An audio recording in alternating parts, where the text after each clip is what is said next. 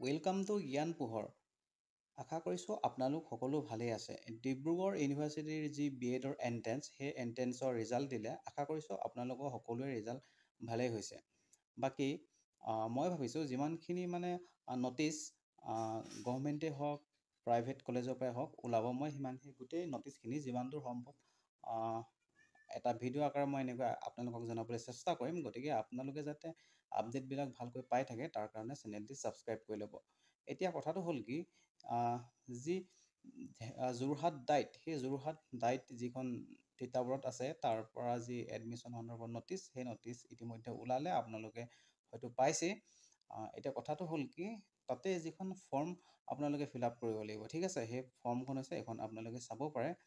এইখন মই ডেছক্ৰিপশ্যনত পিছে মই দি দিম, আপোনালোকে ধুনীয়াকৈ ডাউনলোড কৰি এইখন আপোনালোকে ঘৰতে লিখি মেলি লৈ যাব। এইখনত আপোনালোকৰ নামটো লিখিব, আপোনাৰ মাৰ নাম লিখিব, দেউতাৰ নাম লিখিব, আপোনালোকৰ মা দেউতাহঁতৰ যিটো এড্ৰেছ সেইটো লিখিব, কণ্টেক্ট নাম্বাৰ লিখিব, পুলিচ ষ্টেচন লিখিব।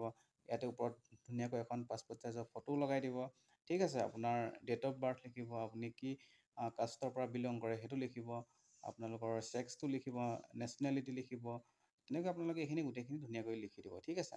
তাৰপিছত এইটো 13 নম্বৰত আপোনালোকে চাব পাৰিব CET যিটো ৰোল নাম্বাৰ, সেইটো আপোনালোকে লিখিব।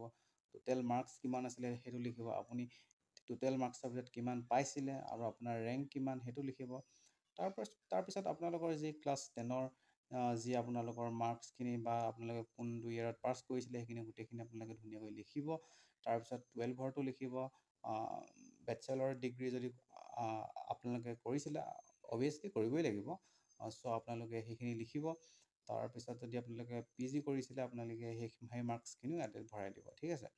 তাৰপিছত এইখন আপোনালোকৰ এখন ডিক্লেৰেশ্যন ফৰ্ম আছে, এইখনো আপোনালোকে ফিল আপ কৰি ধুনীয়াকৈ ফিল আপ বুলি ক'বলৈ বহুত বেছি নাই মানে একচুৱেলি। এইখনত আপোনালোকে নামটো লিখিব আৰু ছিগনেচাৰটো মাৰি এইখিনি আপোনাৰ জাষ্ট ফাদাৰৰ অকুপেশ্যন, এনুৱেল ইনকাম, এইখিনি আপোনালোকে ভৰাই মেলি ধুনীয়াকৈ ফিল আপ কৰি ছাবমিট কৰি দিব। আৰু তলত এইখিনি দেখিছেনে, এইখিনি আপোনালোকৰ ডকুমেণ্টছ দৰকাৰ হ'ব। যি আপোনালোকৰ এডমিট কাৰ্ডটো আছিলে CET, সেইটো আপোনালোকে দিব লাগিব। তাৰপিছত আপোনালোকৰ যিখন স্ক'ৰ কাৰ্ড, সেইখন আপোনালোকে প্ৰিণ্ট কৰি লৈ যাব ধুনীয়াকৈ।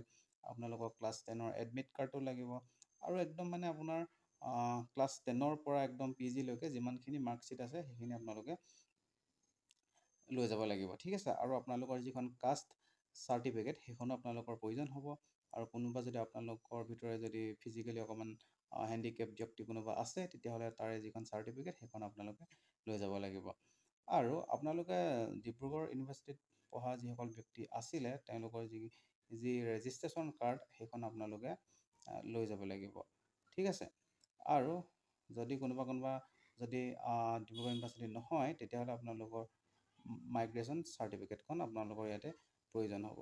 গতিকে ইমানেই আৰু। বাকী ভিডিঅ'টো চাই আপোনালোকে কেনেকুৱা পালে কমেণ্ট ছেকশ্যনত জনাব। ধন্যবাদ।